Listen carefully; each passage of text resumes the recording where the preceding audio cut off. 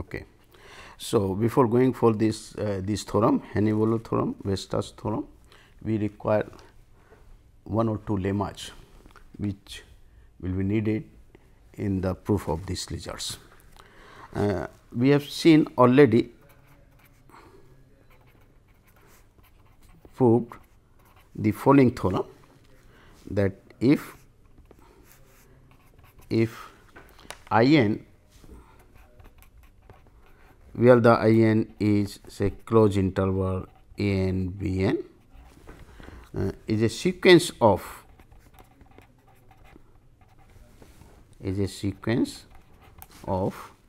intervals in R 1, that is real line, interval of the real line, closed interval real lines, such that they are of decreasing nature, such that I n covers I n plus 1 and so on, for n is 1 to 3 and so on. Then the intersection of I n when n is 1 to infinity, countable intersection of I n is non-empty. This result we have seen. Now, extending this results, we can extend this result to R k space. Let k be a positive integer,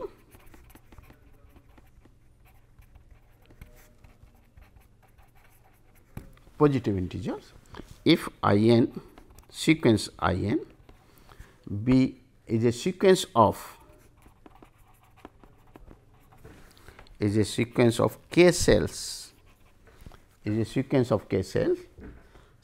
such that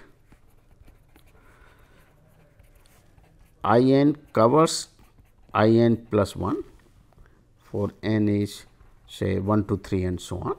Then the countable intersection of these cells 1 to infinity I n is not empty. So, the proof runs on the similar line as we have done it. What we will do is we will fix up say j, each I n j we can take it for fixed j and apply this one. Okay. This proof we will get the result. So, I am just dropping what we are interested, which is important part here, that each or every k cell is compact. Every k cell is compact. So, one cell means closed interval, two cell is a rectangle, closed rectangle of course, and third cell, fourth cell and like this. So, every k cell is compact. So, let us see the proof of this first. Suppose I be a, let I be a k cell consisting of all points of the type say x 1, x 2, say x 1, x 2, x k, such that the x j lies between the bound a j less than equal to v j, j is 1 to k. Let this be a k cell. So, here this is our set k is 2. So, it is in I 2 and this I in 2 cell means it is in k is equal to 2. So, we are having the cell like this, where the x 1 vary from a 1 to b 1, while the x 2 vary from a 2 to b 2, Say this is our here. So, here this is x 1, this is x 1. Okay. So, this will vary from a 1 to b 1, and here is x 2 which vary from a 2 to b 2. This is our this one. So, this is a case a cell in R2 space, in the R2 space. This is in R2 space like this. Now, what he says is, if in general if I take a K cell, then I be suppose K cell, in that case it is of the it will contain all the points of the type x 1, x 2, x k, where the each x j will lie between this. X 1 will lie between a 1 b 1, x 2 will lie between a 2 b 2, x k will lie between a k b k. So, this one. Okay. Now, let us suppose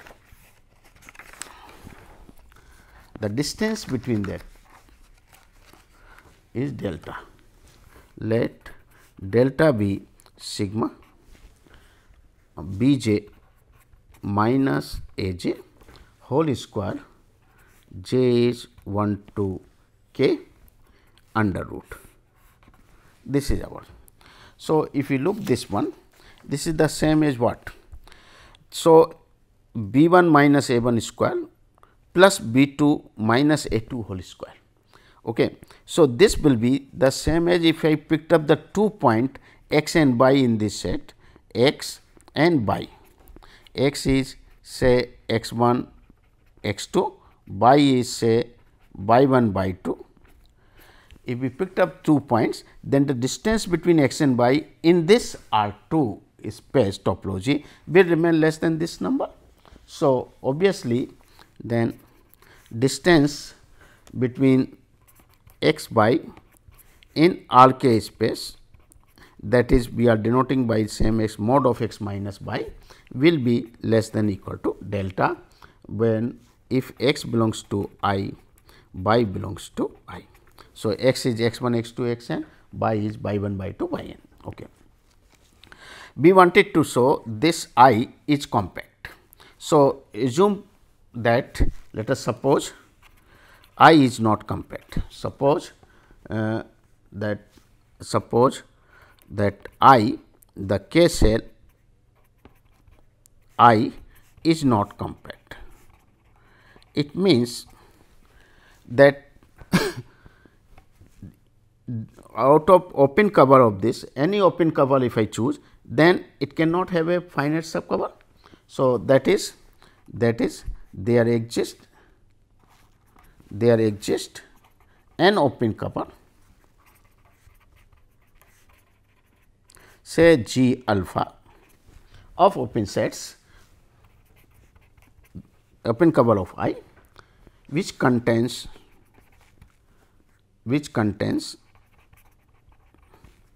no finite subcover,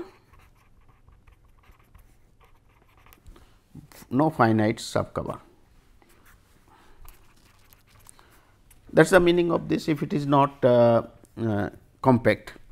So, finite subcover. So, let us suppose this is our, say here is A I, this is B I, and here is somewhere X I. This is our say another point. So, when you choose let us take cover, let us pick up C j as a point, C j which is A j plus B j by 2. Okay. It means C 1 I am taking as A 1 plus B 1 by 2, C 2 I am taking as A 2 plus B 2. So, if suppose this is in R 2 space, here this is A 1, this is B 1, here is A 2, this is B 2, and this basically we have this this is our rect I interval. So, what we are doing, we are taking a point here which is the point C 1 C 2, C 1 comma C 2. C 1 is the middle point of this C 2. So, once you take the point, it will divide this whole I in R 2 in 4 parts. This will be a one cell, the another cell like this. Okay. So, by choosing this way, by choosing C j, we can get then the intervals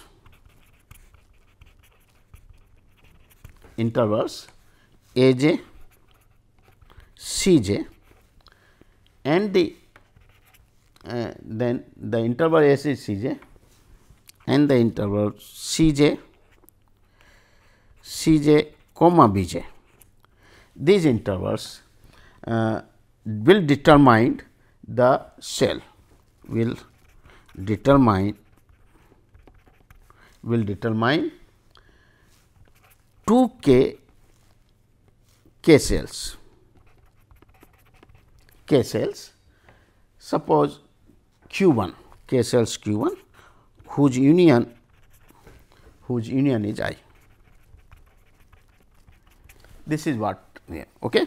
Just like in case of R 2 I have picked up that if you take this interval C 1 C 2. So, A I 1 C 1, then C 1 B 1, similarly here we get C 1 B 2, C 2 B 2 and like this. So, we get the full interval 2 to the power 2, that is 4 k cells we get it here.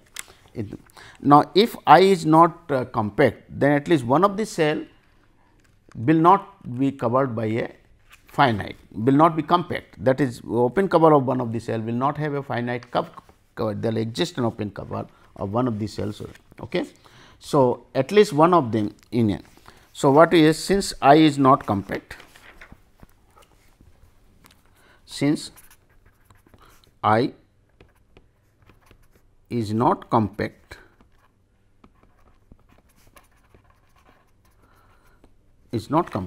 so at least one of these sets Q 1, say call it I 1, cannot be covered by any finite subcollection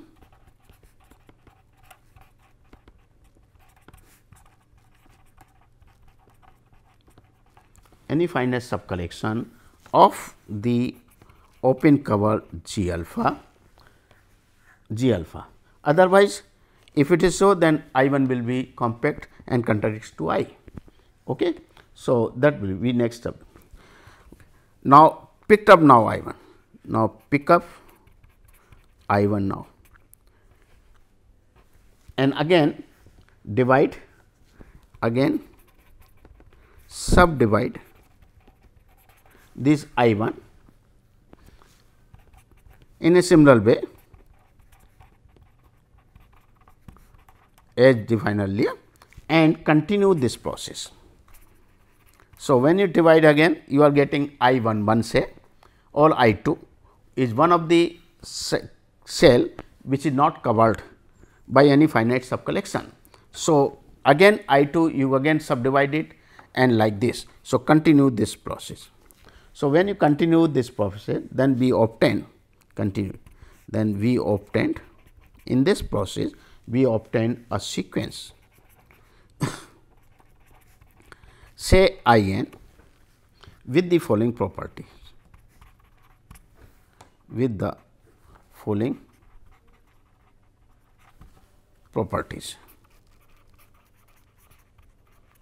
The first is these i's which you are getting cell will be satisfy this inequality. I is covers I 1, covers I 2 and so on, they are of decreasing nature. Then second is that I n is not covered, by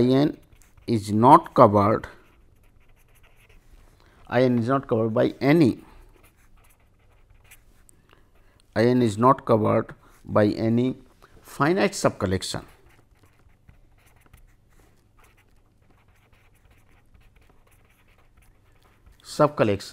of the cover G alpha. And third is that if x is a point in I n and y is also in I n, then the distance of this x y in all k, that is mod of x minus by over I n. This is over I n of course, in I n, which is in all k. This distance will be less than or equal to 2 to the power n minus n into delta, because here if this length is divided, then what you are getting? This is the 1/4 basically. When n is 2, you are getting the half 1 by delta by 2, delta by 2 and so on, n is 3 and like this. So, this will be divided by this I 1, I 2 and so on. Okay. Now, what is 1? 1 says, so obviously 1 will here, now 1 will imply, because they are of decreasing nature, and any finite subcollection of this will be non-empty. So, the intersection of this will be non-empty. So, by thus there is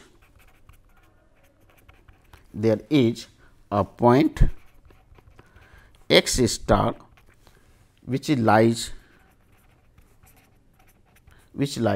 in every I n, This follows from the results which we have already proved, that if I 1 covers I 2 covers I n, and if any finite collection of this, that is intersection of this, will be non-empty. Just now we have seen that I n's. Okay. Second one is, so if I x star belongs to some I n, so I n is in K cell, is part of the K cell. So, we can find some alpha. So, for some alpha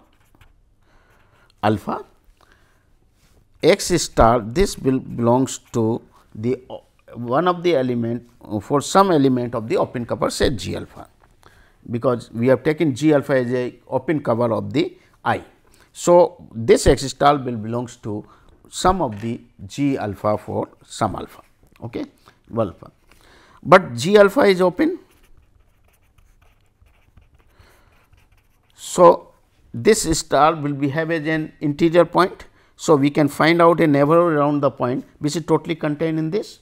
So, there exists an r greater than 0 such that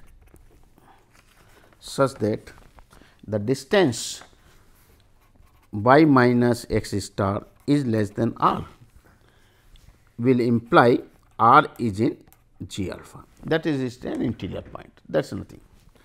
Now, r is our own choice. So, let us pick up n, let n is so large such that this 2 to the power minus n delta is less than r. That is possible, because r is one C fixed. You can take n such a large, so that this entire thing remains less than alpha. So, if it is so, then what happen? This implies that by which you are choosing, they basically is in our I n also, because I n is satisfy this condition, that if x belongs to y n, then this is 2 and this is less than r. So, any element of I n will be the element of r. So, this implies that the distance y minus x star is less than or equal to 2 to the power minus delta, which implies that the element y which is in G alpha belongs to I n, which is subset of G alpha.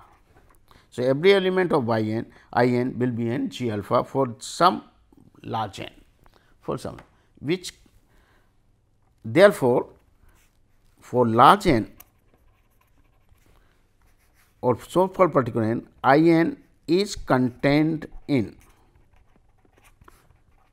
the set G alpha. So, once it contained in G alpha, then I n is covered by G alpha, that is I n is covered by G alpha, which contradicts the second part of it. What is the second part? Says I n is not covered by any finite subcollection, but it is covered by the G alpha, that is a finite subcollection G alpha. So, contradiction, and this contradiction is because of a wrong assumption that I is not compact. So, therefore, I is compact.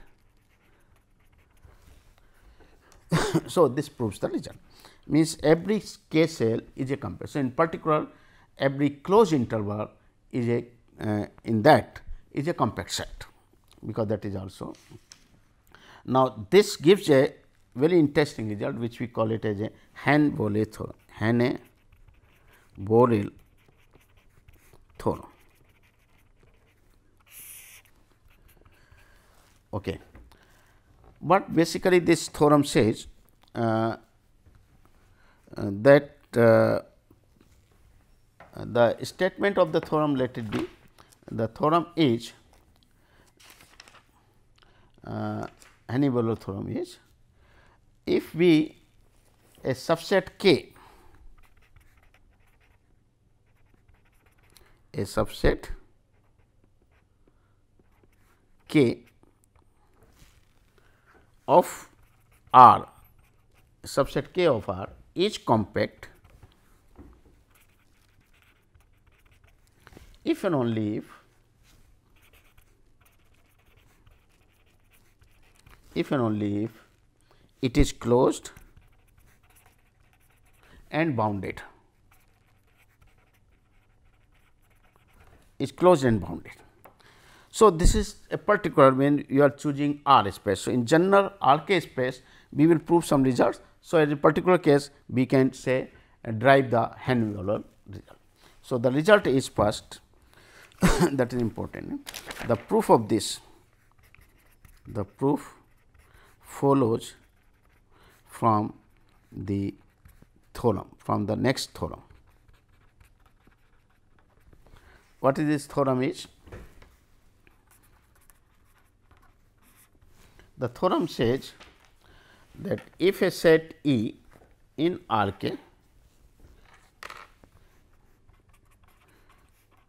if a set E in R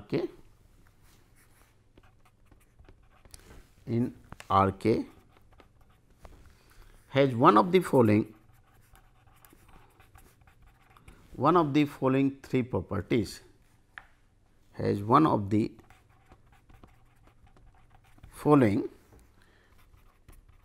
three properties,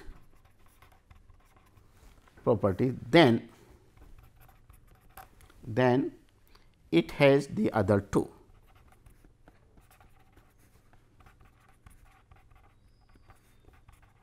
That is, all three are equivalent, that is, the following three conditions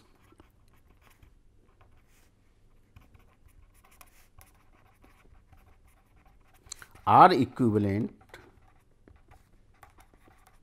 in the space R K. So, in particular when K is 1, it is also true in case of over the real line. What is the condition is? The condition says E is closed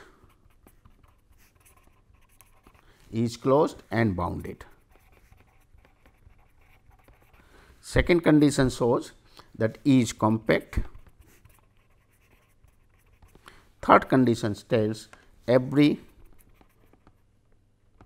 infinite subset of E has a limit point, in E. So, this thing, the proof of this. So, obviously, if it is true, then in case of R1, if E is compact, then it is closed and bounded, and vice versa. So, the result follows immediately. Hahn-Boyle theorem follows immediately. So, let us see the proof. Suppose A holds, it means given E is closed and bounded, but we want to say E is compact. Okay? And that is E is closed and bounded. So, once it is bounded, it means it will be enclosed by some cell. So, so E is contained in I for some K cell I. Okay. But what is E? E is closed, but E is closed and I is compact, that we already shown. So, every closed subset of a compact set is compact. So, and we know that every closed this result we every K is compact and every closed and compact sets are compacts. So, this is what we have proved earlier, closed subset of a compact sets are compacts. We know that every closed subset of a compact set is compact. This we have already proved. So, here E is closed, I is compact. So, E is subset of a compact set, therefore, this implies E is compact. So, once it implies means therefore, A implies B holds. Okay. Now, suppose B is true. Suppose B is true, then given suppose B holds, then automatically C implies. Why? Because V means E is compact, that is E is compact. So, take a sequence, any sequence of the subsets of E. This we result already proved that if E is an infinite subset of a compact set, then he has a limit point, and we have shown earlier that if E is an infinite subset of a non-empty compact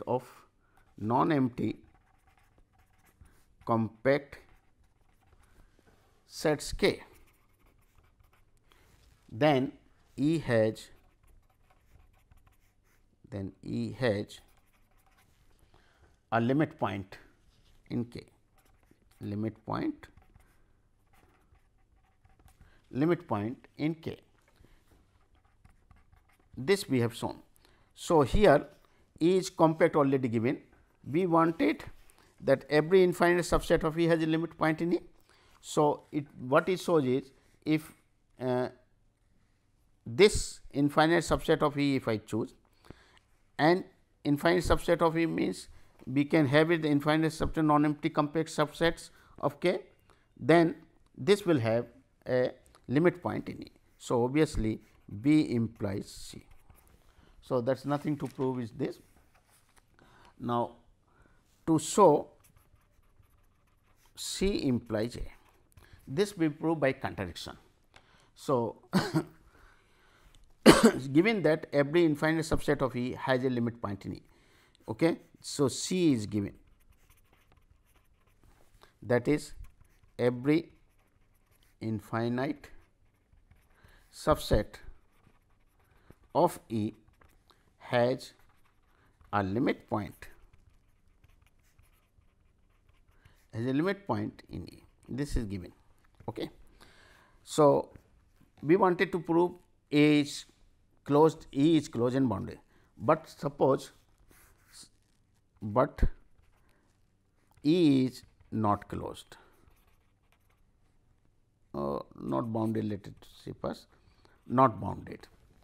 It means, if it is not bounded, it means there will be a sequence of the points in E which whose bound will go to infinity, means each x 1, x 2, x n will be there, such that mod of x n will be greater than any arbitrary number n.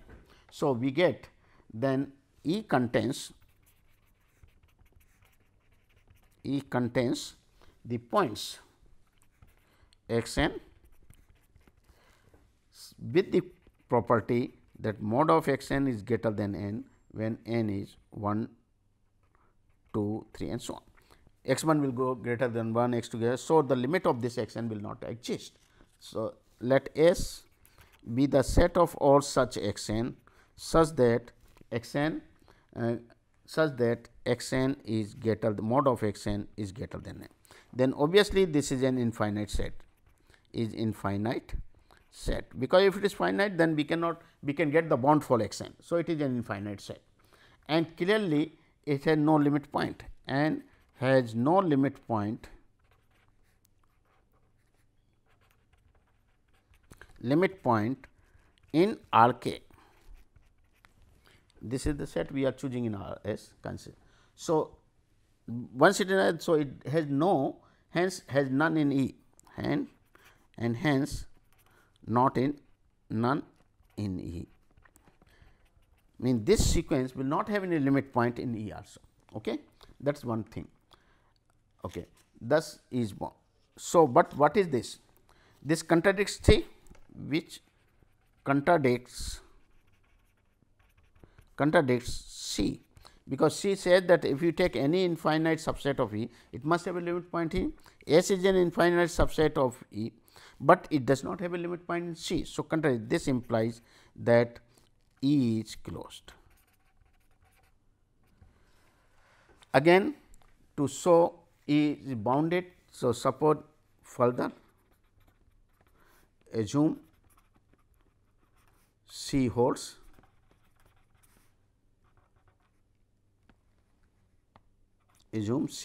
but E is not closed. It means the limit point of the E, all the limit points is not in E. So, thus we can get the limit point, then there is a point, then there is a point, say there is a point, suppose x naught belongs to R k, which is a limit point of E, which is a limit point of E, but which is limit, but not a point of, but does not belong to E, because all the limits point does not belongs to A, because E is not closed. So, if it is not, then we can get this sequence of the points in E, that is, so the set x n belongs to E such that mod x n minus x naught can be made less than say 1 by n. This collection will be there, is it not? So, set of all points E which satisfy this some a sequence will be obtained via this. Now, let us find S be the set of those points. Let S be the set of those points of each which satisfy this condition. Okay.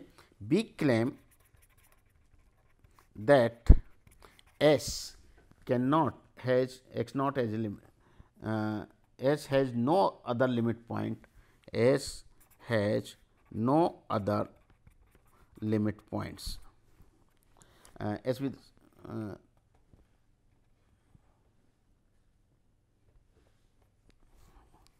no other limit point except x naught, because if suppose y is another point of this, suppose if y belongs to R k and y is different from x naught, is a limit point, suppose, then we get, then the distance between x n minus y, because if y is a, then the limit point we will just go, because suppose y is another point which is different from x, then we can say x n by n is greater than equal to x naught minus y minus x n minus x naught. Thus, by but x naught minus y, because x naught and y naught is different. So, we can just put it as it is x naught minus y. Now, x n minus x naught is less than, so minus of this is greater than minus. Now, n we can choose in such a way, so that the whole thing this is greater or equal to, the whole thing is greater than or equal to half of this. Now, y and x are different. So, this is fixed point. It means that this as n tends to infinity, x n does not go to y. So, this implies the limit of x n is not y. So, it cannot have a point other than x naught as a limit point, but x naught is a point which does not belongs to our set E. So, this sort y is not a limit point of any, thus has a no limit point in E. Thus, S has no limit, because x naught is not in E. So, S has no limit point,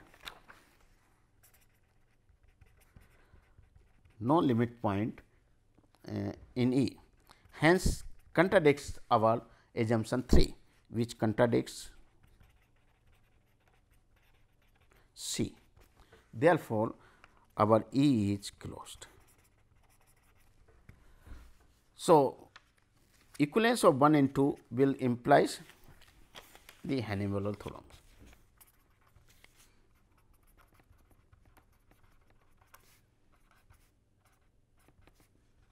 B will imply Hahnemann theorem. That is the proof for the Hahnemann theorem can be. Okay. Now, here we put some remark. The remarks say that in an arbitrary metric space,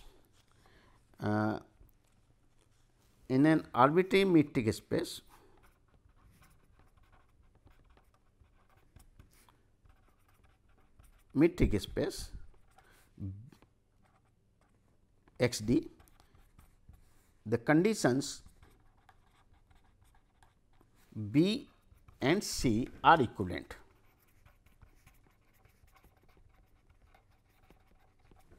B and C, but A does not. It means in general B and C, A does not imply, but A does not imply B and C in general.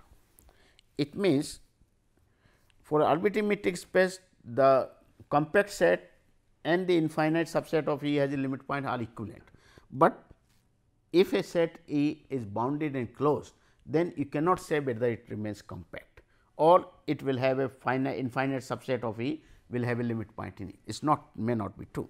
For example, if suppose I take X as a Hilbert L2 space,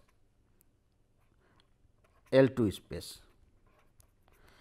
space means set of those sequences A n such that sigma mod A n square 1 to infinity is finite in L2 space. And if I take the sequence E n as 0, 0, 0, 1, 0, 0, this is the points belonging to L2 space.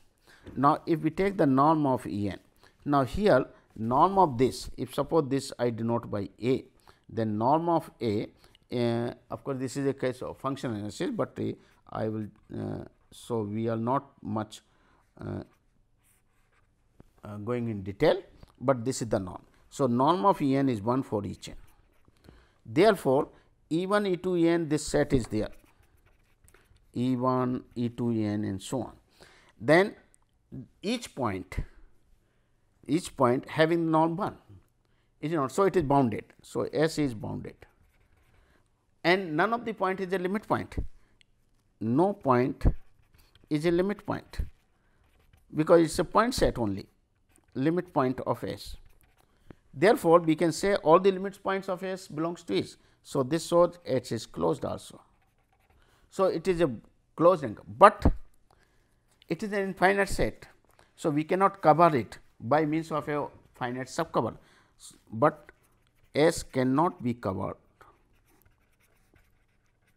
by finite open sets, say G alpha out of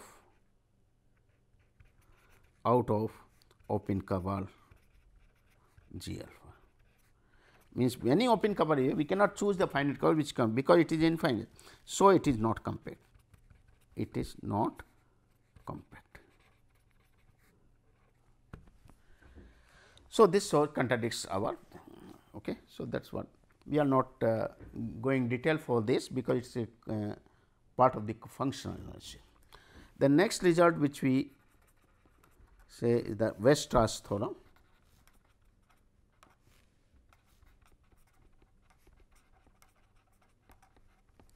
The theorem says every bounded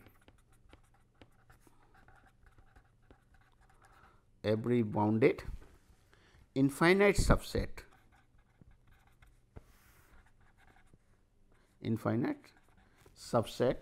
of R k, every bounded infinite subset of R k has a limit point in R k.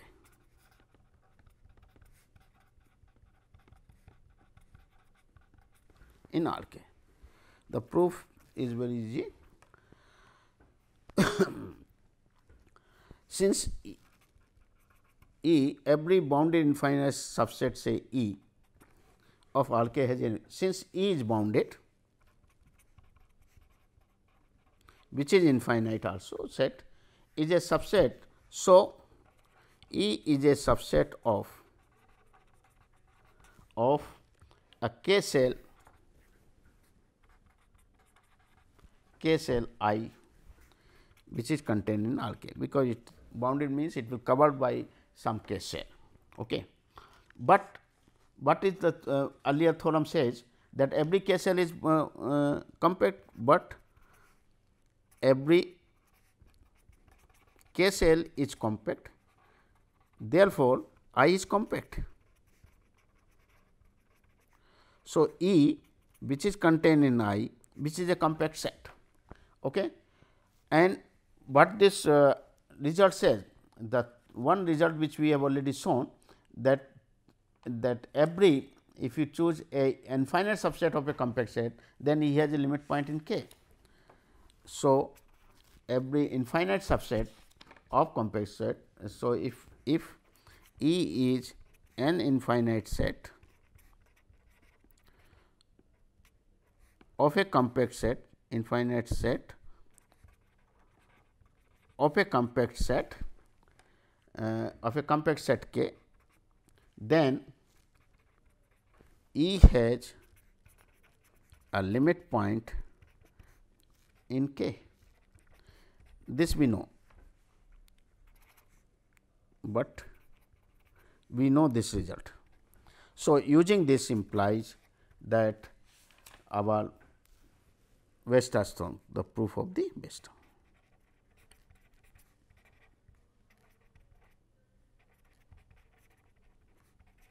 Because Weierstrass theorem, we wanted to prove a bounded infinite subset of A has a limit point on R k. So, this completes the proof of this. Okay.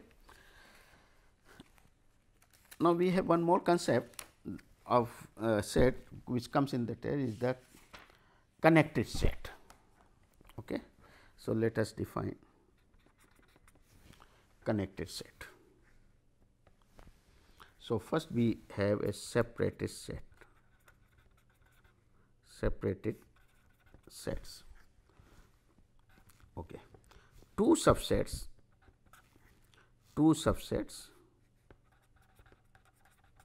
A and B of a metric space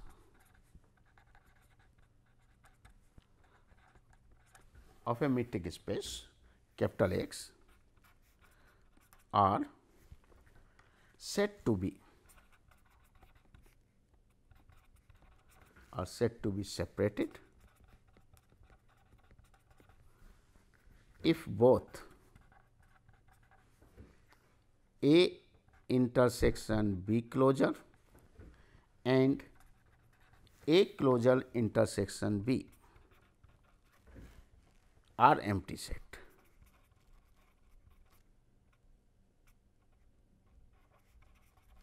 Are empty sets, are empty set. It means that is if no point of A, if no point of A lies in the closure of B and no point of B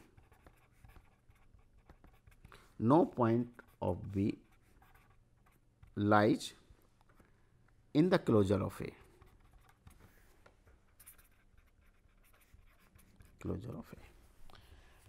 Okay. Then we say these two sets are separate. It means this is the one set A and here is another set B. Okay, B, not this one. Now, if I take the limits points of A, all the point of A, then it should not belongs to the closure of B. And if we take any point of B, all its limit point, if it does not belongs to A, then we say A and B are separated. For example, if I take this set, say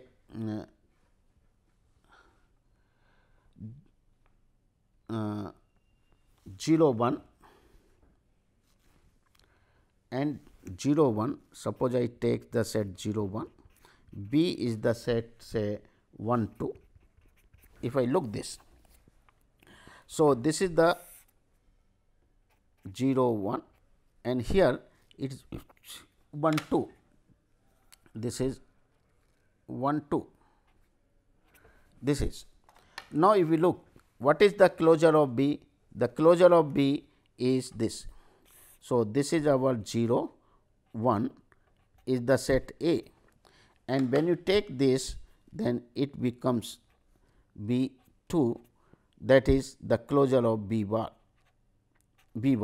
which includes 1 and open at 2. But 1 is a point which belongs to only B bar, does not belongs to A. So, neither the point of B nor its limit point belongs to A. Similarly, if we take the others, say this is 0 and 1, this is the closure of this, and the open sets, this one is 0 2 1 2 1 2 is our B. So, A bar intersection B is empty and A bar intersection B is empty. Then here A bar A intersection B bar is also empty. So, A and B are separated set. Okay. There is a difference between the disjoint set and separate. Separated set of course are disjoint, but the disjoint set may not be separated. Separated sets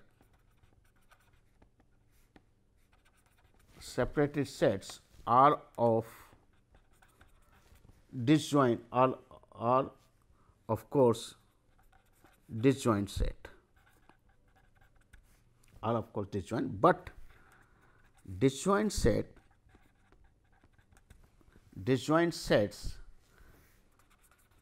need not be separated.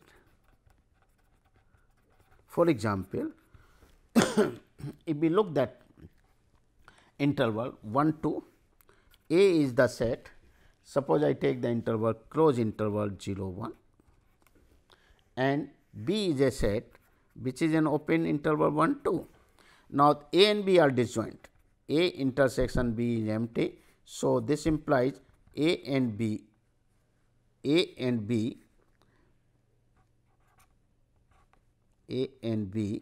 are disjoint,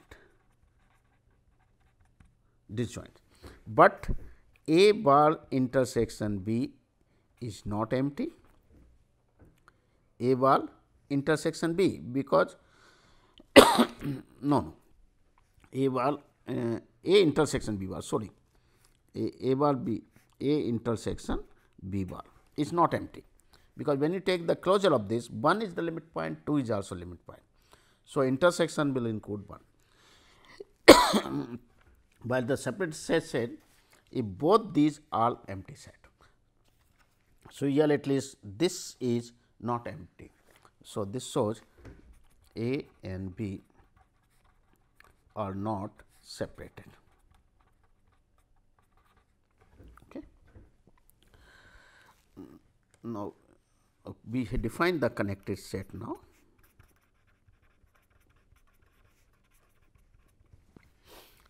A set E which is subset of X is said to be connected,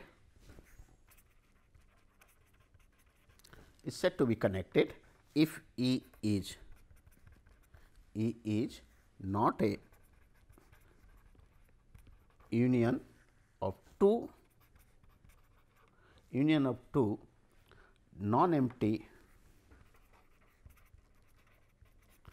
union of the two, not a union of two non-empty separated set,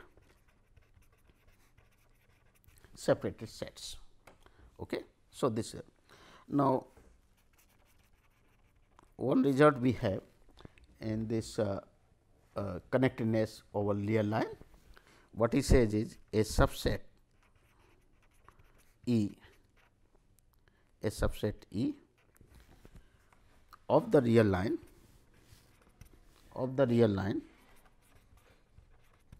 R1 is connected if and only if it has the following property.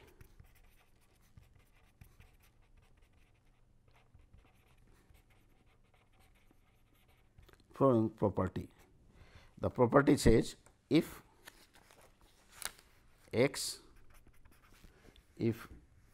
belongs to E,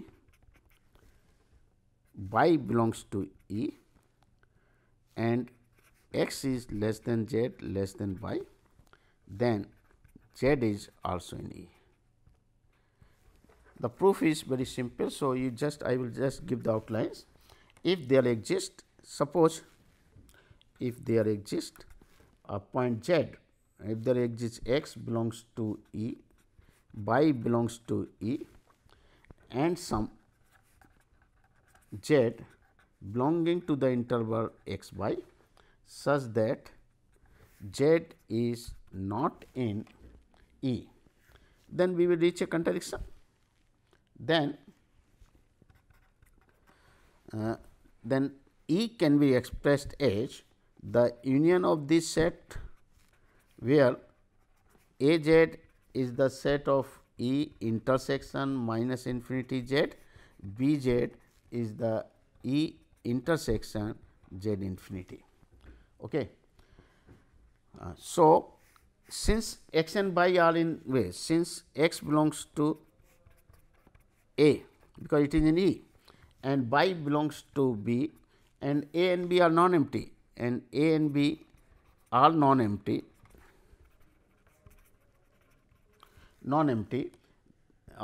since this is an all non-empty, then since A is the A z which is subset of minus infinity z and B z which is subset of z infinity. Therefore, these are two separated set. Then obviously, A z and B z are separated. So, once they are separated, then E cannot be connected, set, because E is the union of these two sets. So, it is not so contradiction. Therefore, this result may not be true. This however, conversely, if suppose E is not connected,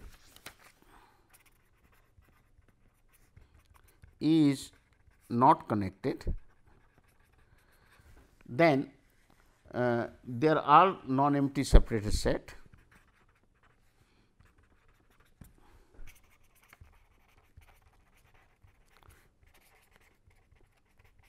Separated sets A and B such that their union A and union B is E.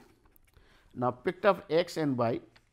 Now, pick up x belongs to A, y belongs to B, and let z is the supremum value of A intersection this closed set x y.